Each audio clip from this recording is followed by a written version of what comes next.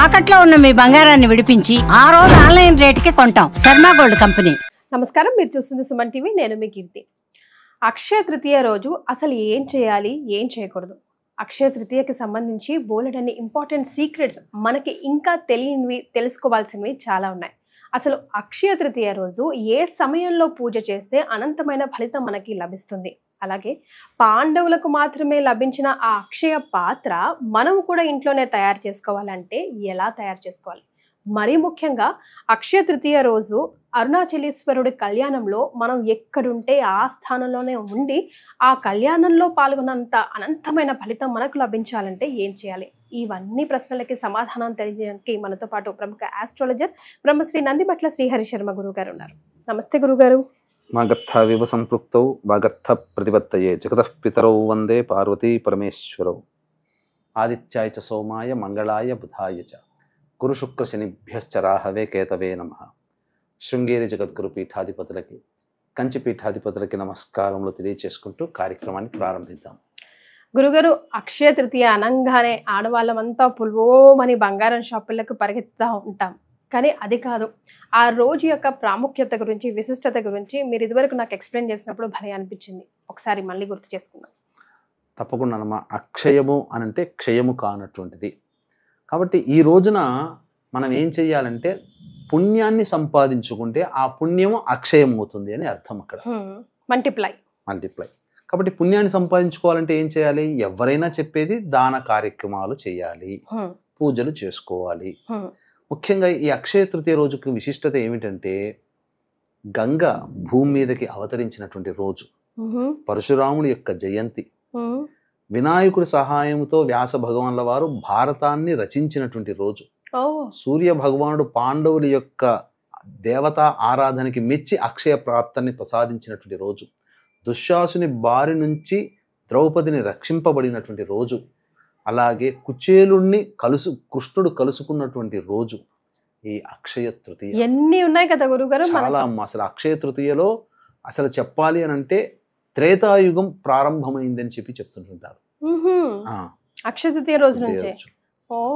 కాబట్టి ఇక మనం మరి ఒక బంగారం ఎందుకు గురుగారు ఇంత హైలైట్ అయింది అంటే కలియుగంలో ఏంటంటేనమ్మా, ఎవరికైనా మనసు పడేది, మహిళలకి మనసు పడేది బంగారమేక.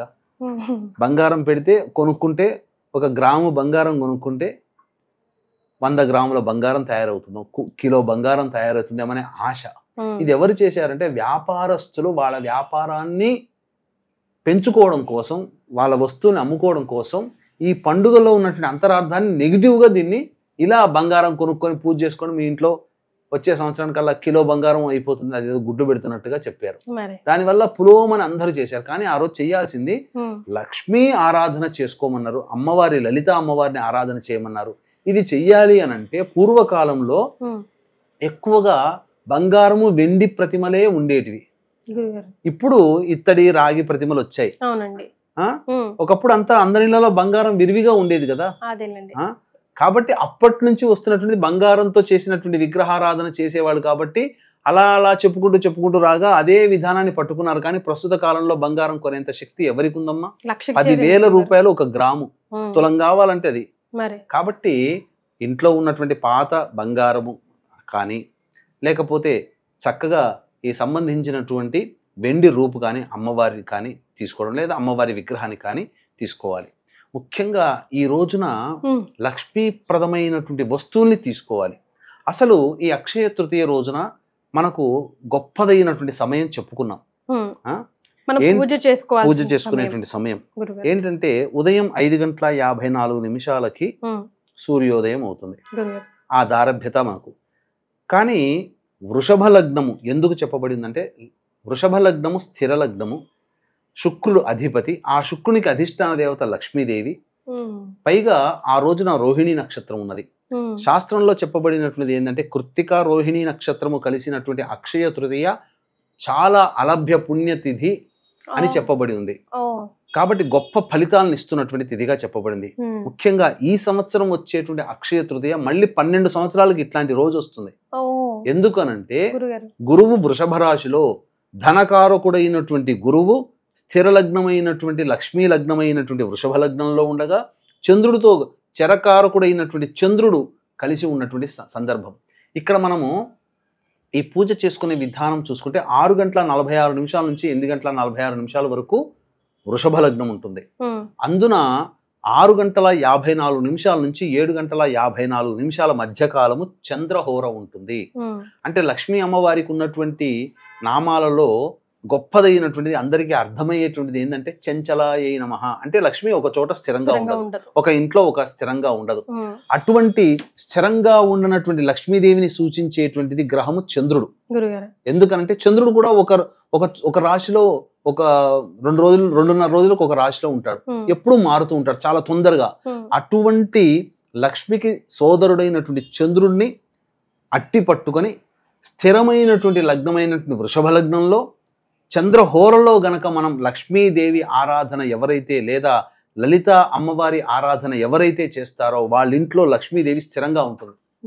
అంటే మనకు పాదరసం తయారు చేసేటప్పుడు అమ్మా అది కొద్ది సమయం మాత్రమే ఆ పాదరసం కట్టు అంటారు, వైద్యులకు మాత్రమే అర్థమవుతుంది. ఆ కొద్ది సమయంలోనే మనం చేయాల్సిన శివలింగ ఆకృతి అవన్నీ చేసేసేయాలి, లేకపోతే అది గట్టిగా అయిపోతుంది. అలాగే ఇప్పుడు లక్ష్మీ అమ్మవారిని మన ఇంట్లో స్థిరంగా ఉండమని ప్రార్థించేది మాత్రం ఆ చెరుడైనటువంటి చంద్రుడు, చంద్రహోర స్థిరలగ్నం ఉన్నటువంటి సమయంలో, ఆ గంట సమయంలో గనక ఎవరైతే లక్ష్మీదేవిని భక్తిపూర్వకంగా లేదా లలిత అమ్మవారిని భక్తిపూర్వకంగా చేస్తారో వాళ్ళ ఇంట్లో స్థిరంగా లక్ష్మీదేవి ఉంటుంది. కాబట్టి లక్ష్మీ సంబంధమైనటువంటి వస్తువుల్ని చక్కగా ముందే సూర్యోదయం అవ్వగానే ఆ రోజున ఏమేమి తెచ్చుకోవాలంటారు గురు? పసుపు, గళ్ళ ఉప్పు, పసుపు, బెల్లము తెచ్చుకోవాలి. తర్వాత లక్ష్మీ సంబంధమైనటువంటి వస్తువుల్ని, అనగా చాలా మంది మంగళవారము సెంటిమెంట్ గా అనుకుంటుంటారు. మంగళవారం సూర్యాస్తం అయిన తర్వాత కొంత ప్రభావం తగ్గుతుంది. సూర్యాస్తం అయిన తర్వాత నవగ్రహ ధాన్యాలు తెచ్చుకోవాలి. కుబేర కుండలు అని అంటారు. అంటే చిన్న చిన్నవి అలంకరణతో చేసినటువంటి చిన్న చిన్నవి గురిగిల్లాగా ఉంటాయి, కుండలాగా దొరుకుతాయి. అందులో నవధాన్యాలు అంటే నవగ్రహాలకు సంబంధించిన నవధాన్యాలు 9 తెచ్చుకోవాలి. తెచ్చుకొని ఆ రాశిగా పోసుకొని ఒక పెద్ద పాత్ర, ఎటువంటిది ఉండాలి ఆ పెద్ద పాత్ర అంటే మట్టితో కానీ ఇత్తడితో కానీ రాగితో కానీ ఉండాలి, స్టీల్ వస్తువులు వాడకూడదు. ఆ విధంగా పాత్రలో చక్కగా 9 పరచడం.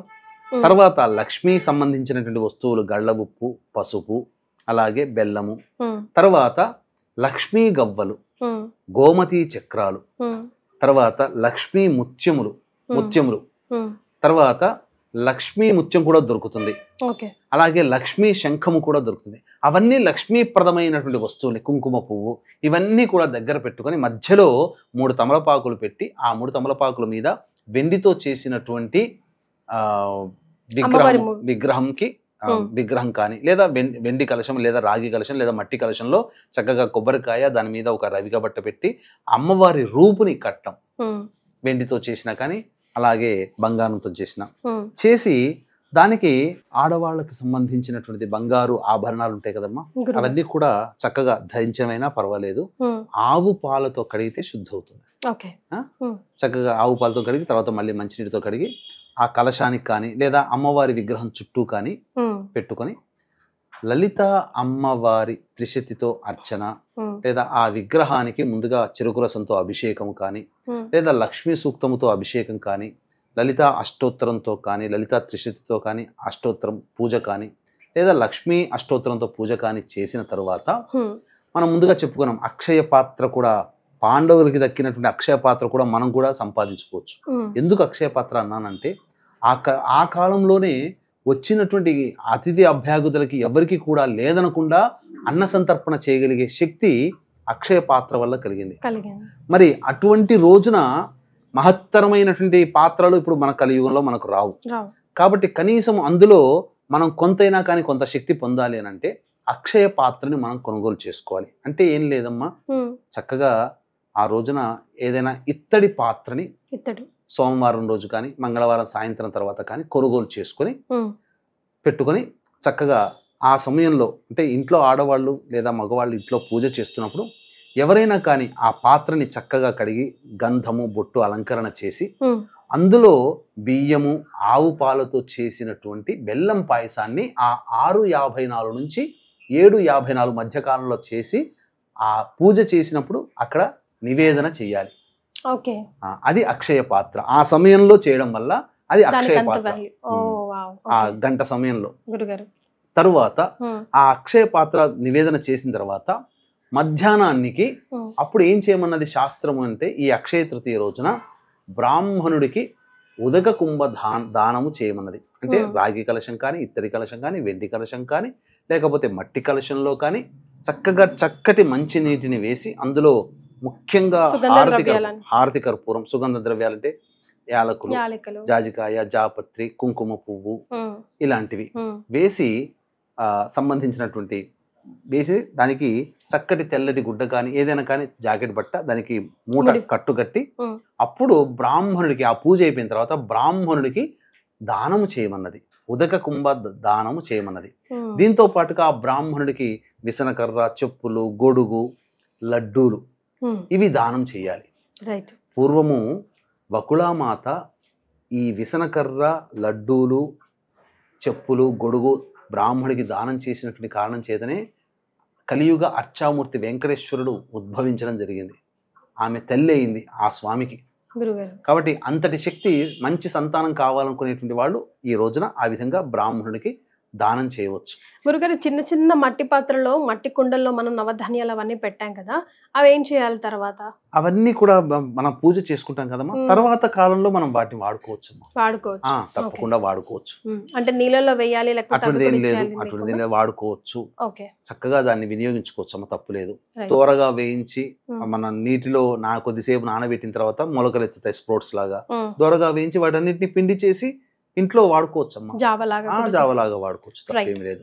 ఇక తదనంతరం ఇక ఆ రోజున ప్రధానంగా మనం గనక చూసుకున్నట్లయితే ఆ రోజున తీసుకురాగలిగేటువంటి వస్తువులు మనం చెప్పాం, తీసుకురాకూడని వస్తువులు కూడా ఉన్నాయి. అంటే గుండు సూదులు, పిన్నులు, బ్లేడులు, కత్తెరలు, ఇనుప వస్తువులు, స్టీలు వస్తువులు, పింగాణి వస్తువులు, ప్లాస్టిక్ వస్తువులు అక్షయ తృతీయ రోజున కొనుగోలు చేయకూడదు. చేయకూడని పనులు ఏంటంటే మద్యపానం చేయకూడదు, మాంసాహారం తినకూడదు, అలాగే ధూమపానం పనికిరాదు, ముఖ్యంగా కటింగ్, షేవింగ్ అస్సలు పనికిరాదు. అన్నిటికంటే ముఖ్యంగా మాంసాహారం కూడా పనికిరాదు. ఇది దాంపత్యము. ముఖ్యంగా ఆ రోజు బ్రహ్మచర్య వ్రతం ఆచరిస్తే చాలా మంచిది. ఎందుకనంటే గౌరీదేవికి సంబంధించినటువంటి తిథి ఆ రోజున. ముఖ్యంగా అక్షయ తృతీయ చాలా ప్రాశస్త్యమైనటువంటి తృతీయ తిథిగా చెప్పబడి ఉంది. ఆ విధంగా ఆ రోజున చెయ్యాలి. ఇక అక్షయ పాత్ర అని చెప్పాను కదమ్మా, ఆ పూజ చేసి నివేదన చేస్తాం కదా, ఆ రోజున ఏంటనంటే ఎవరికైనా కానీ అన్న సంతర్పణ చేయాలి. అంటే వృద్ధాశ్రమంలో వృద్ధులకి పండ్లు, ఇతర పదార్థాలు ఇవ్వవచ్చు. ఎవరికైనా పెట్టాలనుకుంటే ఎవరికైనా ఇంటికి పిలిపించి, దగ్గర వాళ్ళని బంధువులు పిలిపించి పాత్ర కొనుగోలు చేసి బెల్లం పాయసం నైవేద్యంగా పెట్టమని ఒక అక్షయ పాత్ర కొనమని చెప్పాం కదా, ఆ అక్షయ పాత్రలో ఆ రోజున వంట చేసి, అనగా అన్నం వండి అతిథులకి, అభ్యాగతులకి ఎవరికైనా అన్న సంతర్పణ ఆ పాత్ర ద్వారా చేయాలి. చేసినట్లయితే ఆ రోజు దారభేద మళ్ళీ రెండో రోజు కూడా చేయాలి. చేసినట్లయితే ఆ రోజు దారభేద అసలు ఏ పురుషుడికైనా ఏ స్త్రీకైనా అందరికీ కూడా నా ఇంట్లో 10 మంది భోజనం చేయాలి, నా చేతి వంట 10 మందికి తినాలి అనే స్త్రీకి, నా ఇంట్లో 10 మంది భోజనం చేయాలని పురుషుడికి ఎందుకుండదమ్మా? 10 మందికి భోజనం పెట్టగలిగే శక్తి అని అంటే ఈ రోజుల్లో ఎంత ధనవంతుడైతే 10 మందికి రోజు భోజనం పెట్టగలుగుతాడు? అంత ధనం అంటే దానికి మూలార్థముగా అంతరార్థము ధనవంతుడిగా కావాలనే కదా. 10 మందికి పెట్టే శక్తి అని అంటే డబ్బు వస్తేనే కదా శక్తికి పెట్టగలుగుతాడు. అటువంటి లక్ష్మీ కటాక్షం, అటువంటి శక్తిని నాకు ప్రసాదించమని చెప్పి అక్షయ తృతీయ రోజున ఆ పాత్రని కొనుగోలు చేసి ఆ విధంగా అప్పటి నుంచి అన్నదానం చేసినట్లయితే తప్పకుండా ఆ పాత్రనే అక్షయ పాత్రగా మారుతుంది. ముఖ్యంగా ఆ రోజు నుంచి ఇంటి ముందర ప్రతి ఒక్కరు కూడా, వీక్షించేటువంటి ప్రేక్షకుల్లో ప్రతి ఒక్కరు కూడా ఇంటి ముందర ఒక పెద్ద కుండ కొని లేదా ఒక చిన్న కుండ కొని ప్రతిరోజు నీళ్లు నింపండి. ఎవరైనా దారిన పోయేవాడు దాహం వేసి అయ్యో నాకు దాహానికి మంచినీళ్ళు దొరికాయని చెప్పి తాగేయడం అనుకోండి, సంతృప్తి పడతాడు, అతని శరీరం, ప్రాణం నిలుస్తుంది. ఆ ప్రాణాన్ని కాపాడిన వాళ్ళమవుతాం. కాబట్టి ఆ నీటి దానము ఈ రోజుల్లో వైశాఖ, జ్యేష్ఠ, ఆషాఢ మాసాల్లో ఎవరైతే ఈ చలివేంద్రం ఇంటి ముందర పెట్టుకొని ఆ విధంగా ప్రతిరోజు మంచినీటితో నింపి ఆ దాహార్తిని ఎవరికైతే తీరుస్తారో అటువంటి వాళ్ళకి ప్రాణం నిలబడుతుంది, అపమృత్యు భయ దోషాలు తొలగిపోతాయి, కుటుంబము కాపాడబడుతుంది. ఆ విధంగా చేయండి. ఇక అన్నిటికంటే ముఖ్యంగా సాయంకాల సమయంలో ఉమ్, చెప్పాను. ఉమ్, ఏంటి అరుణాచలేశ్వరుని సంబంధించినట్టు వీటిలో భాగంగా చూసుకున్నట్లయితే ఈ అక్షయ తృతీయ రోజున క్షయము కానటువంటి కార్యక్రమాలు చేయాలి. పుణ్య కార్యక్రమాలు చేశాం, పూజాది కార్యక్రమాలు కూడా చేసుకున్నట్లయితే తప్పకుండా దేవతానుగ్రహం సంపూర్ణంగా ఉంటుంది. కాబట్టి ఈ అక్షయ తృతీయ రోజున పురస్కరించుకొని జాతకరీత్యా విద్య, వివాహ, ఉద్యోగ, దాంపత్య, సంతాన, అనారోగ్య సమస్యల నివారణకి హోమాది కార్యక్రమాలు, ముఖ్యంగా శని 29వ తారీఖు మార్చిన మారాడు కాబట్టి మీన, మేష, మిథున, కర్కాటక, సింహ, కన్య, వృశ్చిక, ధనుస్సు, కుంభరాశిలో జన్మించినటువంటి వారికి శని దోషం ఉంది కాబట్టి శనీశ్వర హోమం, అఘోర పాశుపత మంత్ర హోమంతో పాటు లక్ష్మీ మూలమంత్ర సంపుటిత లక్ష్మీ సూక్త హోమము, మన్యు సూక్త హోమం అనేటువంటిది చేసి శక్తిపాతము చేయబడినటువంటి శంకరుంగలి మాల, గురుగారు శంగాలి కరుంగలి కలిసినటువంటిది అత్యంత అరుదుగా లభించేటువంటి మాల, రాగిలో చుట్టబడినటువంటిది. ఈ శంకరుంగలి మాలని శక్తిపాతము చేసి ఇవ్వడం జరుగుతుంది. అవకాశం ఉన్న వాళ్ళు కార్యక్రమ తదనంతరం కాంటాక్ట్ చేసి ఈ మాలని సొంతం చేసుకోవచ్చు. ఇక సాయంకాల ప్రదోషకాల సమయంలో చెప్పాను కదమ్మా, గురుగారు తది అన్నప్పుడు ఏంటంటే గౌరీదేవికి సంబంధించినటువంటి తిథి. ఉమ్, ఈ రోజున చంద్రుడు ఆకాశంలో ఎలా ఉంటాడు అనంటే పరమేశ్వరుని సిగలో, అమ్మవారి కిరీటంలో చంద్రుడు ఎలా ఆకారంతో ఉంటాడో ఆ ఆకారంతో కనిపిస్తాడు మనకు. ఉమ్, ఆ రోజున చంద్రుని ఒక్కసారి మనసారా నమస్కారం చేసుకొని పార్వతీ పరమేశ్వరుని గనక మనస్సులో స్మరించుకుంటే వైశాఖ తదియ రోజున అక్కడ అపిత కుచాంబా సమేత అరుణాచలేశ్వరుని దివ్య కళ్యాణం జరుగుతుంది. ఆ కళ్యాణ సమయంలో దర్శనం చేసుకున్నంత మాత్రమే మన శరీరంలో ఆశ్రయించున్నటువంటి సూక్ష్మ శరీరం ఏదైతే ఉంటుందో ఆత్మ అక్కడికి వెళ్ళి ఆ కళ్యాణం అంతా వీక్షించి మళ్ళీ మన శరీరంలోకి చేరుతుంది. తద్వారా ఎంతటి పుణ్యం అమ్మ.